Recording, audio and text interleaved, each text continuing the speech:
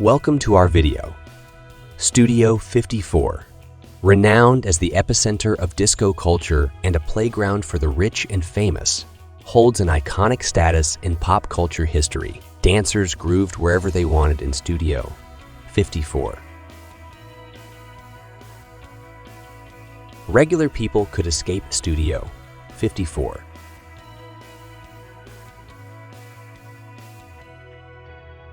Diana Ross sang from the DJ booth on the club's final night.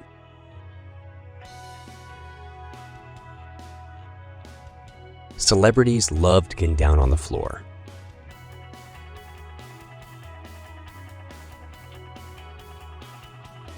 Everyone lost their coats on opening night.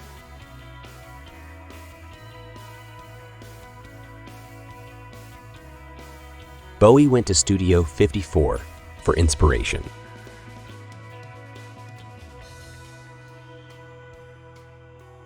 Steve Rubel wanted to create club like nothing else.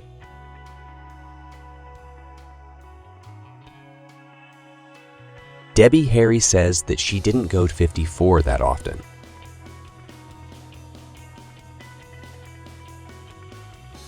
Everyone was welcome in Studio 54.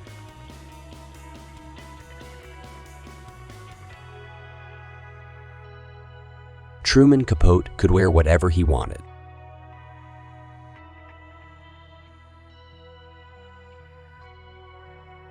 In the 70s, Studio 54 was the center of the universe.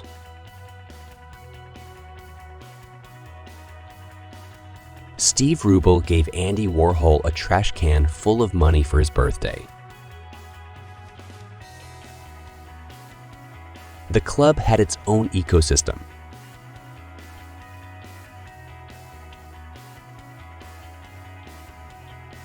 No one could get in on opening night, so people partied in the streets.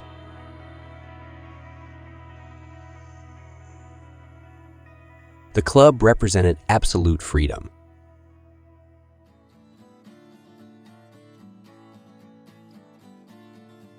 The standard busboy wore gym shorts and nothing else.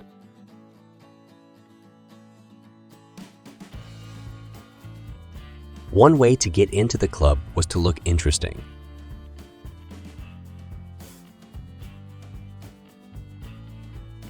Drew Barrymore partied at Studio 54 when she was 7 years old.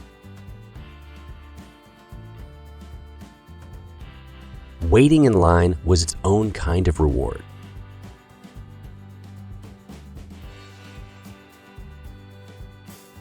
Mick Jagger loved hitting the dance floor.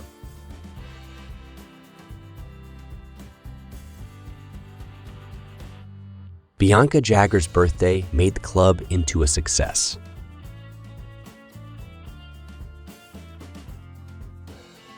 Schrager and Rubel complimented one another.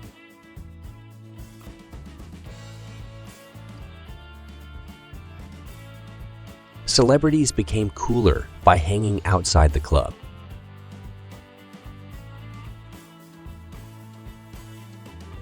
Rubel often wore a coat filled with money and drugs.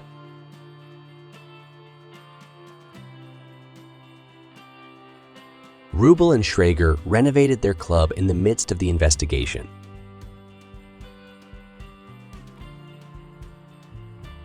Studio 54 invented the velvet rope.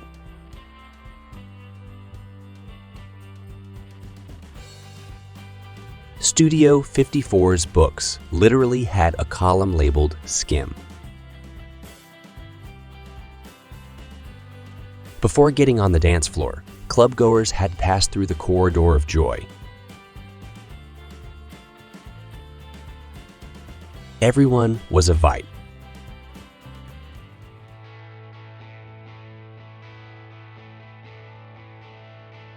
Liz Taylor had a very smelly birthday at Studio 54. People would try anything to get into the club.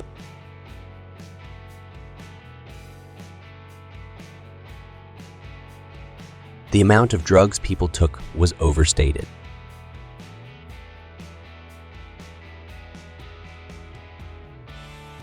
The club rarely had a liquor license.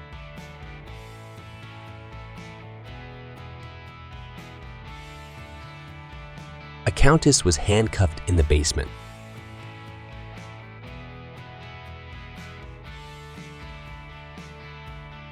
The club was turned into a farm for Dolly Parton.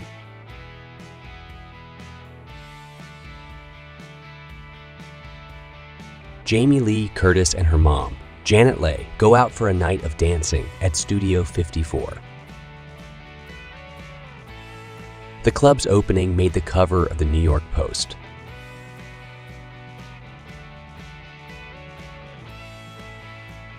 You never knew what you'd find when it was time to clean up.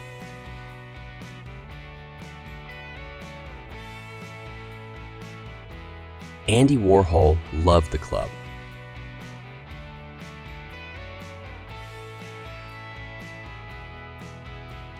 The people behind the club's interior were new to nightclubs.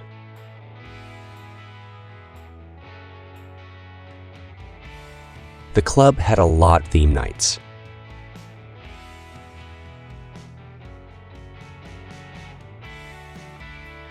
Studio 54 was a theme park for adults.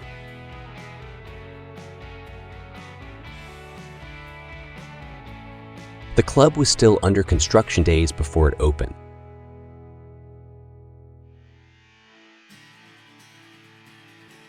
Truman Capote nearly started a brawl in the club.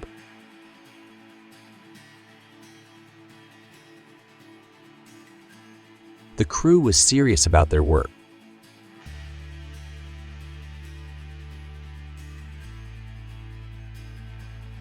The club used a publicist to get celebs through the door.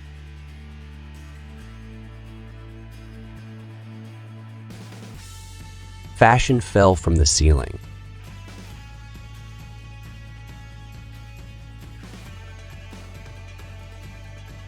Disco Sally was constant at the club.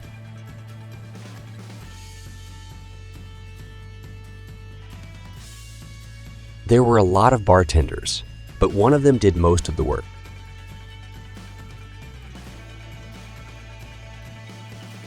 Grace Jones partied with a purpose.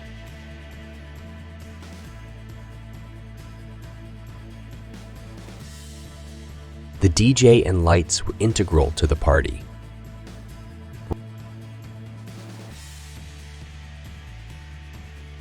Rick James almost partied himself into the grave.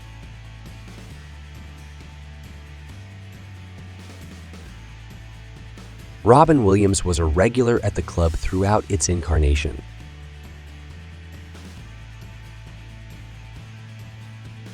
An evening at Studio 54 wasn't complete without Liza Minnelli.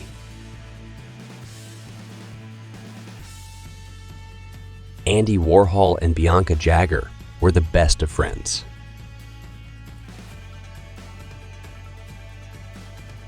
Bianca Jagger wishes that she'd never rode a horse in Studio 54.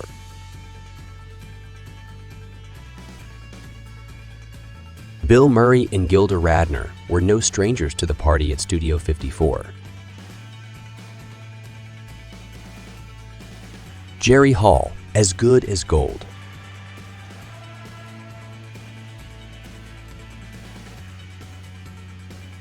The end of the party.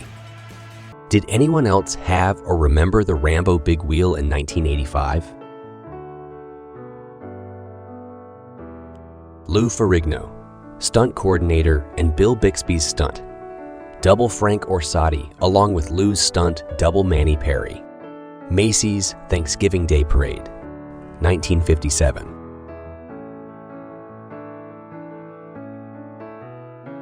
The Swiss film and television actress, model, and sex symbol, Ursula Andress. Robert Kennedy stops for lunch in Bluefield, West Virginia while campaigning, 1960. Jane Mansfield, 1950s.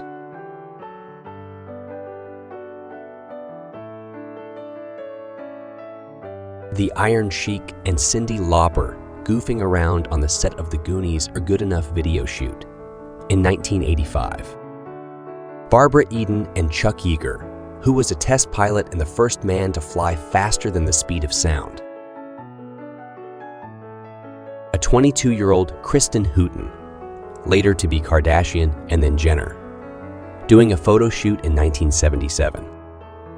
Clint Eastwood, cooling off by the pool in 1956.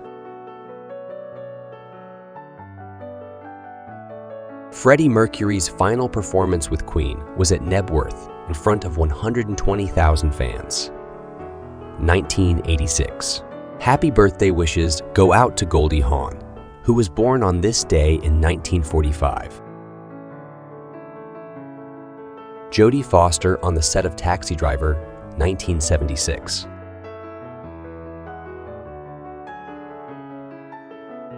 Legendary country artist Hiram King Hank Williams in 1951. Motorhead's Lemmy Kilmister in an ad.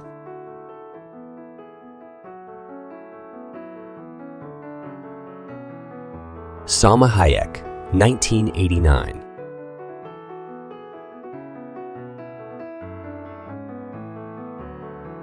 Sam Elliott and Catherine Ross on the set of the film The Legacy in 1978. The Who and Jimi Hendrix, 1966.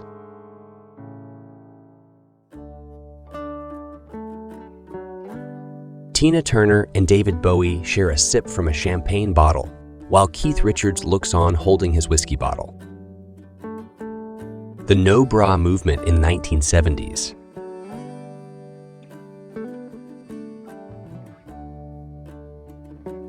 Angie Dickinson carving a turkey back in the early 1960s.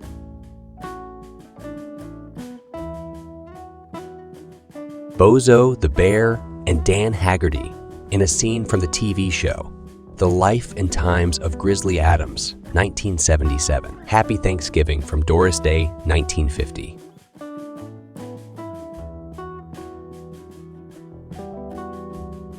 Jackie Gleason and Paul Newman shoot some pool in The Hustler, 1961. Jerry Seinfeld on the set of the first Seinfeld episode in 1989. One of the best Thanksgiving movies, Planes, Trains and Automobiles with Steve Martin and John Candy, 1987. Pat Morita on the set of Karate Kid with the Cobra Kai actors, 1984. Paul Simon SNL hosting 1976.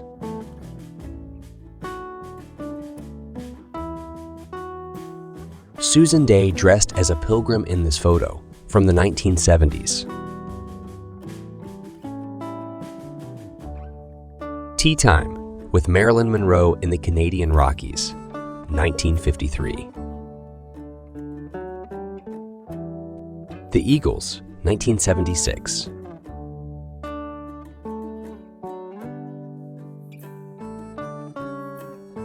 (1960) Cadillac Eldorado.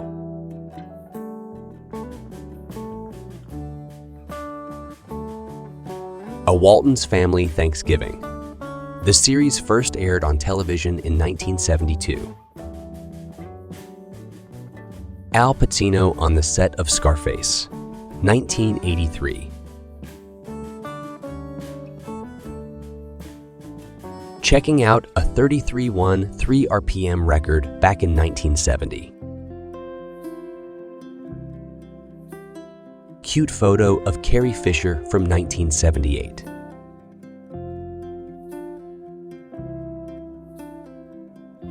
Cyndi Lauper in New York City in the 80s.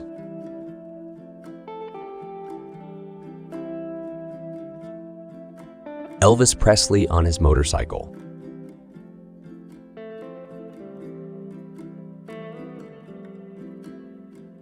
Jay Richard and Nolan Ryan, Houston Astros, 1979. Red Fox and Demon Wilson on the set of Sanford and Son, 1970s. The Beautiful Linda Ronstadt, 1970s.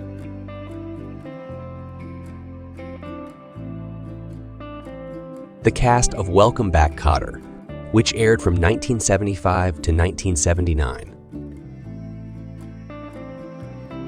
The Clash, 1981.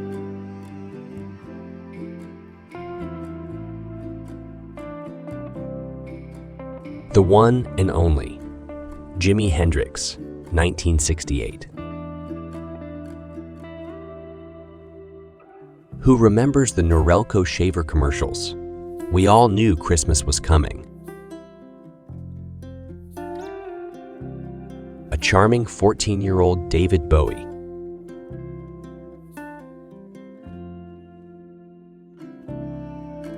James Garner as Jim Rockford, an ex-con and private detective in the Rockford Files, 1970s. Arnold Schwarzenegger and Lou Ferrigno compete at an early 1970s bodybuilding competition. Black Sabbath back in 1970s.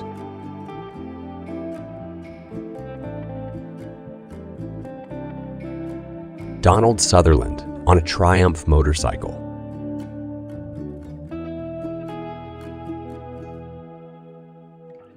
Grace Slick and Janis Joplin back in 1967.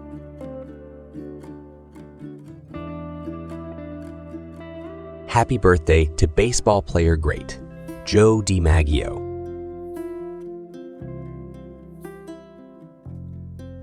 Singer Bob Dylan and actor Robert De Niro just hanging out backstage at the Roxy back in 1976. Styling Jaclyn Smith drinking a pop back in 1977.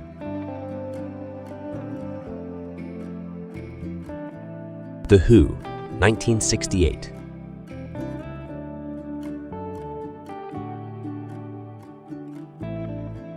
A young and groovy Linda Carter, 1970s.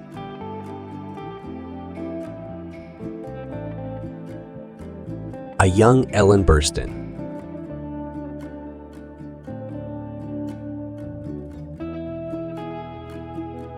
The Streets of San Francisco, a television series starring Carl Malden and Michael Douglas, 1970s. Charlene Tilton, Victoria Principal and Linda Gray, during the television primetime drama Dallas Years. A smiling Linda Ronstadt, getting ready to sing the national anthem at Dodger Stadium in 1977. Andy Warhol, shopping for Camel Soup, 1965.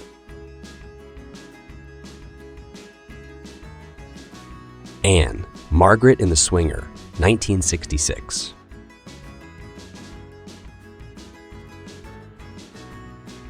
At any angle, Grace Kelly was stunning.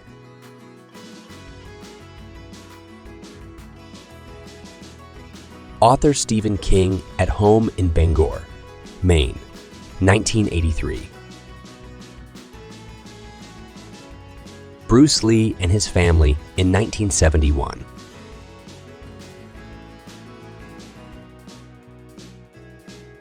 Cool bike riders in the 70s.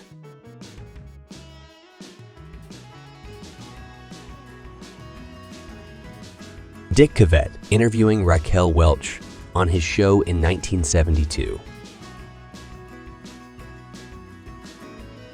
Jack in the Box, 1973.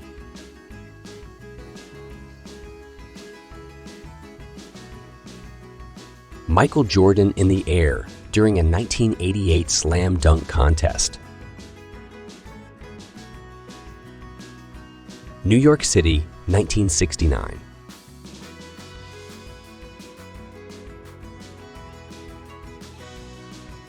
Old school glam actress Diana Dors, 1950.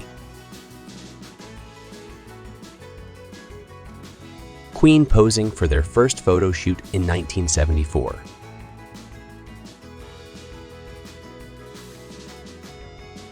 Richard Pryor and Pam Grier dated for a while in 1970s.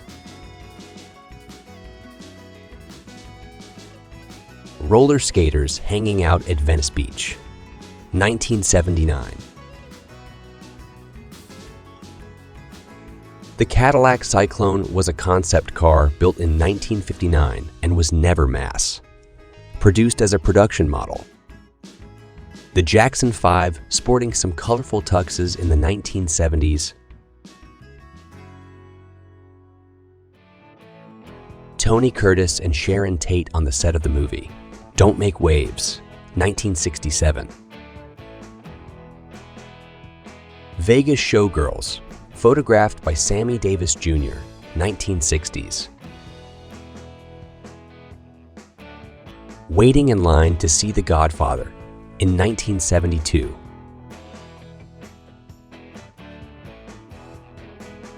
Von de Carlo, 1954.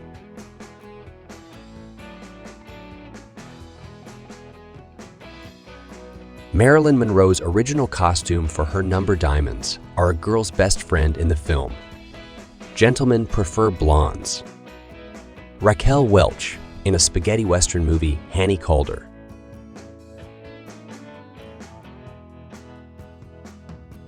The Rocky Horror Picture Show, 1975.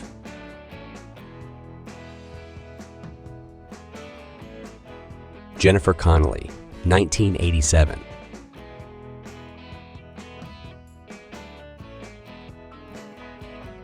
The Hanson brothers in the comedy film Slap, shot 1977. A Very Groovy Dusty Springfield.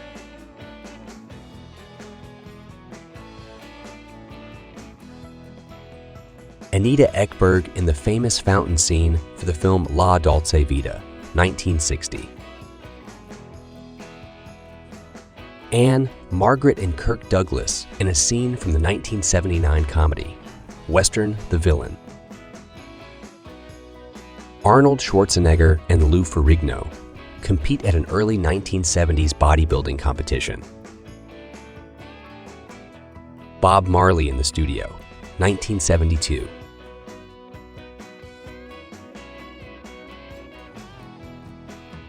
Caroline Munro on the set of Dracula, 1972 and 1972.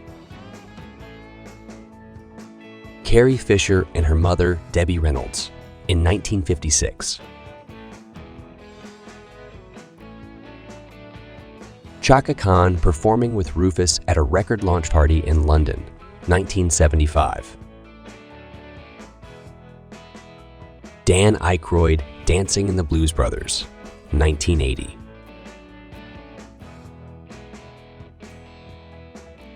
Eric Clapton looking groovy in 1967.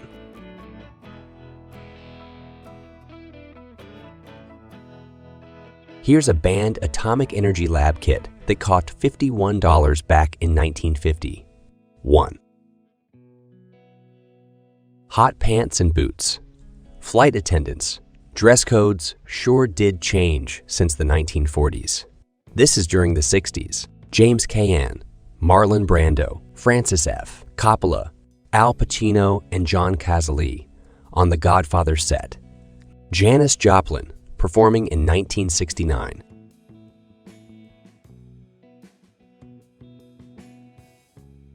Jefferson Airplane in 1967.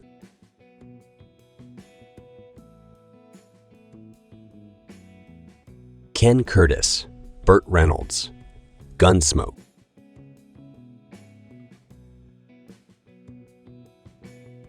Los Angeles, 1953.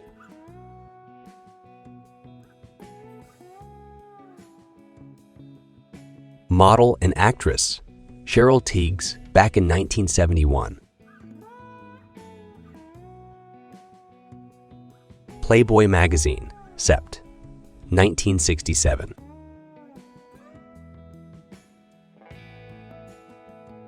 Raquel Welch on the beach, back in the day.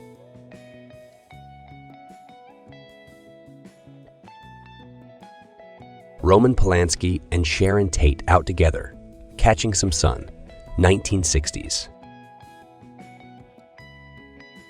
Sandra Brown was the first African-American woman on the Oakland Police Force in 1970. Sophia Loren always looks great, no matter what pose she's in.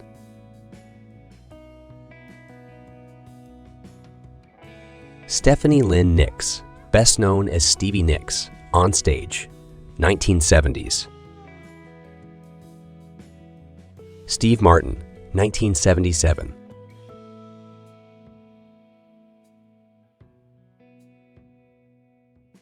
The great boxer Muhammad Ali working out.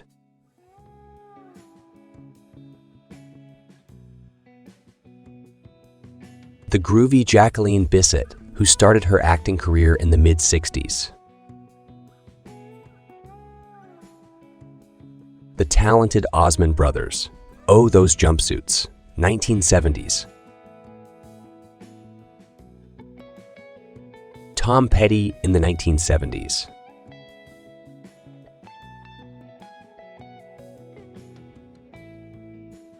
Who remembers Lady Elaine Fairchilde from Mr. Rogers' Neighborhood's group of puppets?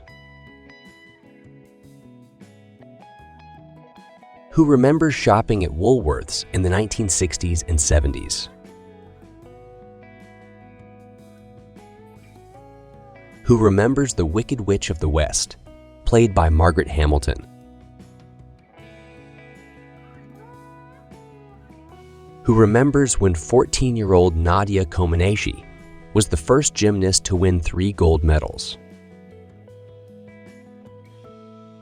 Deadpool holding a dead fish in 1983. Happy 42nd birthday. Wishes to Ryan Reynolds. If you found this video interesting and captivating, we would appreciate it if you could show your support by leaving a like or comment. And don't forget to subscribe to our channel to stay updated with more fascinating content like this.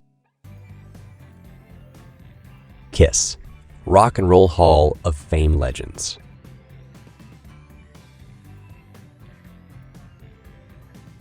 A legend is born.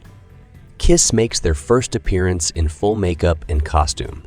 Amityville, New York, March 1973. Kiss original lineup.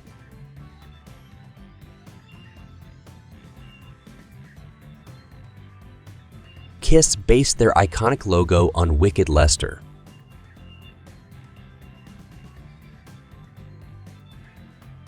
The famous logo was deeply controversial.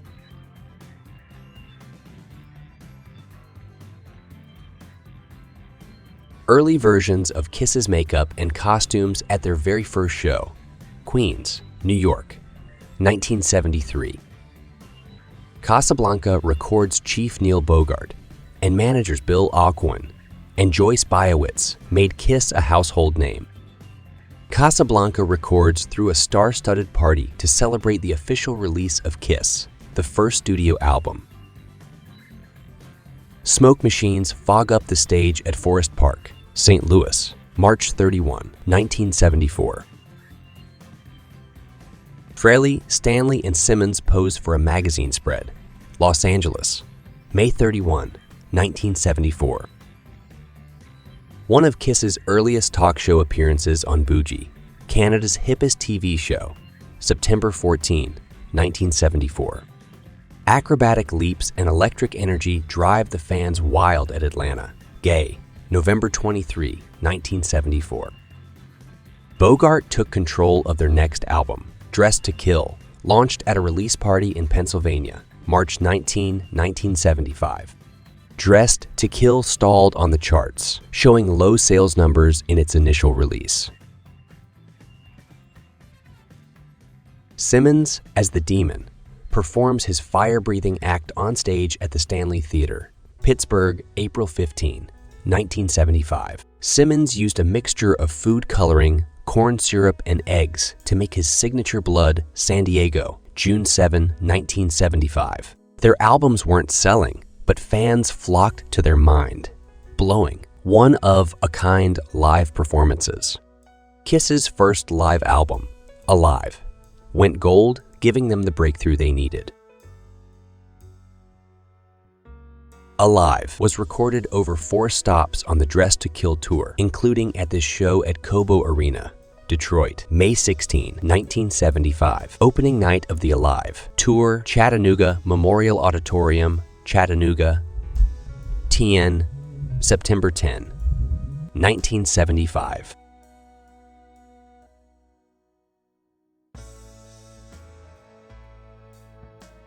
Alive tour poster, Cadillac High School, Cadillac Me, October 9, 1975. Kiss in studio with the Brooklyn Boys Choir, recording Great Expectations, January 13, 1976. The Destroyer Tour was Kiss's first international tour, Birmingham, England, May 14, 1976. Sold-out crowds came to see Kiss's electric, smoke-filled, pyrotechnic performance at Gothenburg, Sweden, May 26, 1976. Kiss with celebrity rock and roll photographer Finn Costello, Sweden, May 1976. Kiss start rehearsals for the Paul Lynde Halloween special, October 19, 1976. The Paul Lynde Halloween special was a ratings disaster, but audiences across the country were introduced to Kiss. Frehley performs as the Spaceman, Lakeland, December 12, 1976. Rock and Roll Over Tour, Madison Square Garden, February 18, 1977.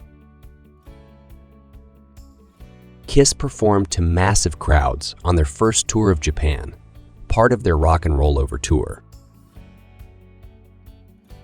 Stanley, Frehley, and Chris look back and wave at the fans as they leave after a show, 1977.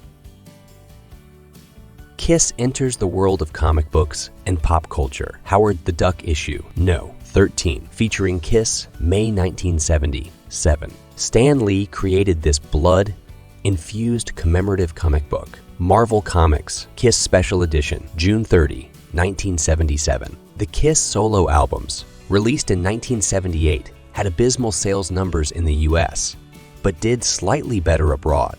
The Alcoin-helmed Kiss movie was a commercial and critical flop, leaving Kiss feeling embarrassed and humiliated. Kiss tried to lean into the younger crowds on their Dynasty tour with colorful costumes. Lakeland, June 13, 1979. Peter Criss, performing as the Catman in one of his last shows with Kiss, 1979.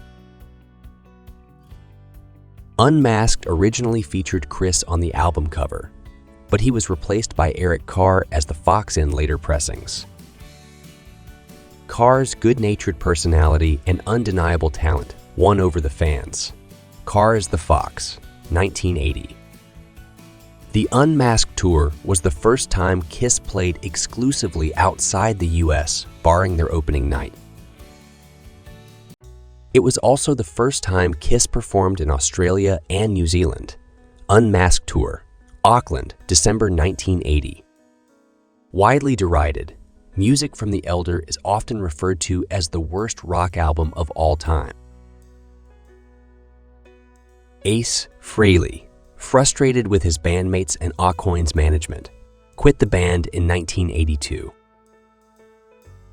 Gene Simmons' long-standing friendship with Alcoin came to an abrupt end when Kiss fired him in 1982.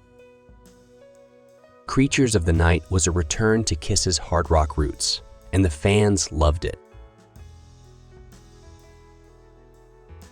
Vinnie Vincent signed on as lead guitarist, performing as a new stage character, The Wiz. The Creatures of the Night tour saw poor attendance, with Vincent getting temporarily fired when it ended. Lick It Up marked the start of Kiss's new unmasked phase, without their iconic makeup and costumes. The unmasked phase lasted till the 90s and saw the introduction of Bruce Kulick as new lead guitarist. Mariah Carey Can't Dance.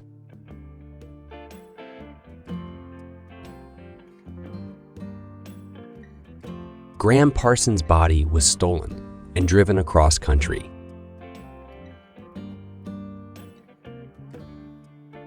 Stevie Nicks brought her own coven of witches on the road.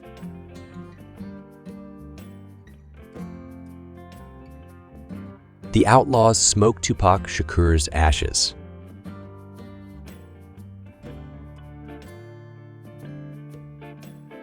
Neil Young and Rick James were in the Mina Birds and signed to Motown. Nico may have invented goth.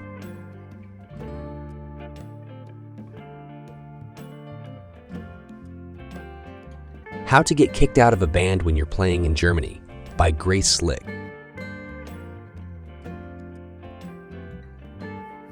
If you want to meet Robert De Niro, write a song about him.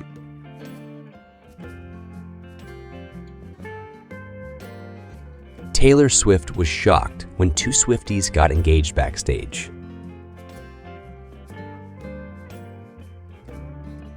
Led Zeppelin's John Bonham served groupies a Jimmy Page sundae.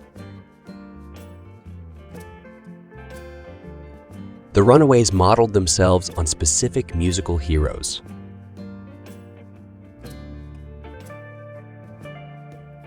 Def Jam dropped the Beastie Boys because they started a riot in Liverpool. The Bee Gees' fall was predicted by a t-shirt.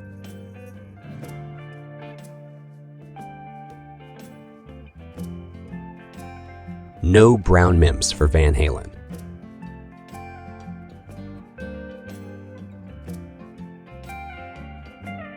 Kiss wore their iconic makeup because they were too physically large for glam.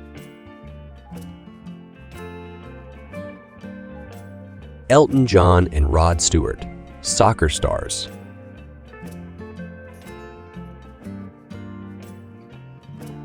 Glenn Frey of the Eagles was a fighter.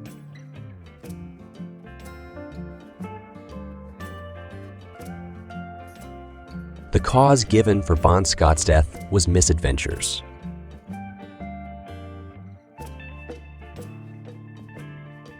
Ariana Grande's signature ponytail serves a purpose.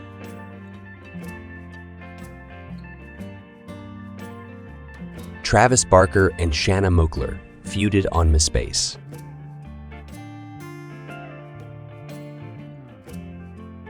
Which two Spice Girls had a fling?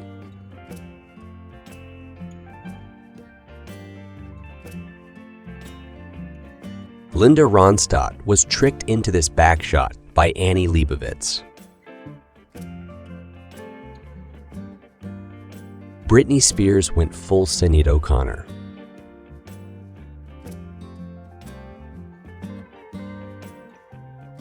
Phil Spector pulled a gun on the Ramones.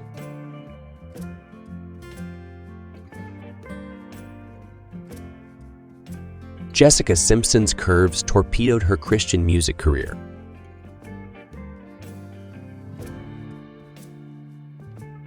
Ozzy Osbourne has absolutely bitten the head off of small creatures. Parted. Dancing in Beyonce's crew is like joining the Marines.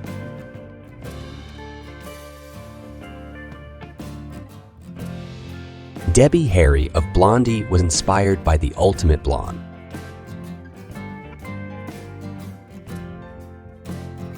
Jewel's biggest hit was written on a drug bust.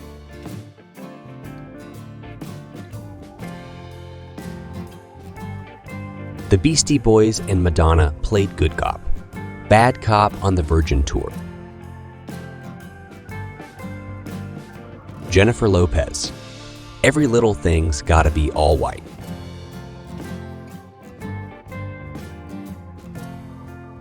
Lisa left Eye Lopes of TLC burned her boyfriend's house down.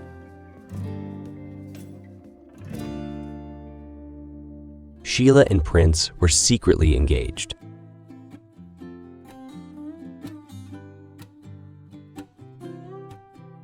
Shakira did a Zagruda at the Super Bowl. A what?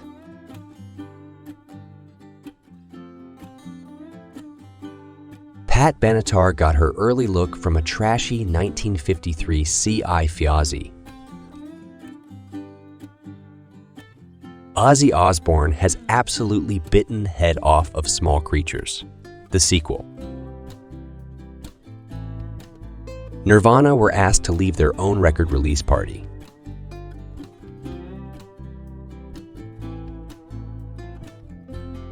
This 1969 film kept Cher out of the movie business for over a decade. Katy Perry was too hot for Sesame Street.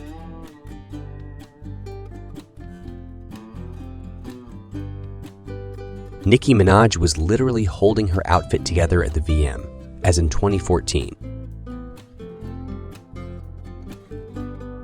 Vince Neil and Ozzy Osbourne allegedly stole a car.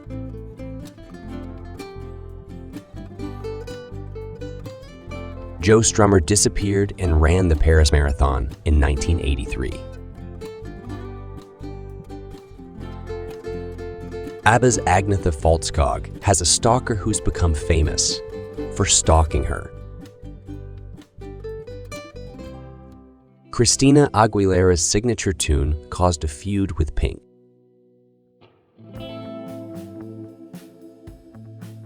Lee Hazelwood wanted Nancy Sinatra to sing Boots in a super creepy style. Van Morrison was on the run from the mob.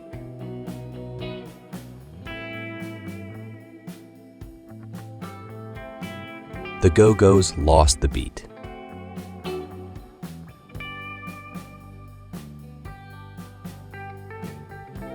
Dolly Parton's biggest hits.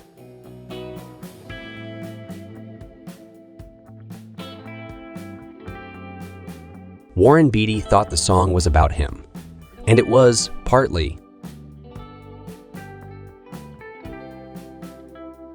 The Who blew up on Smothers Brothers.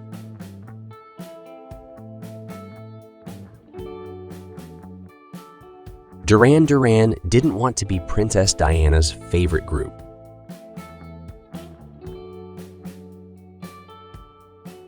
Madonna's sex life was an open book in 1992.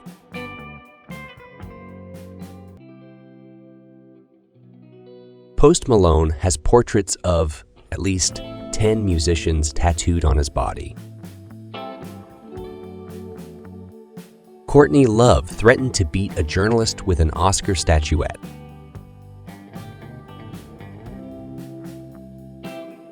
Janis Joplin performed at Woodstock, but wasn't in Woodstock.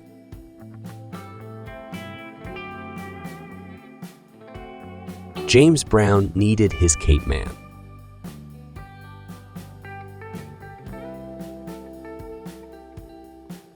Tupac Shakur stopped Flavor Flav from committing a murder.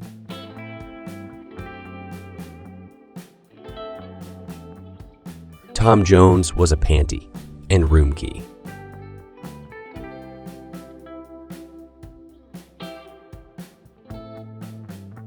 David Lee Roth had a color-coded system for delivering backstage passes to female fans. David Bowie didn't remember recording Station to Station. If you found this video interesting and captivating, we would appreciate it if you could show your support by leaving a like or comment. And don't forget to subscribe to our channel to stay updated with more fascinating content like this.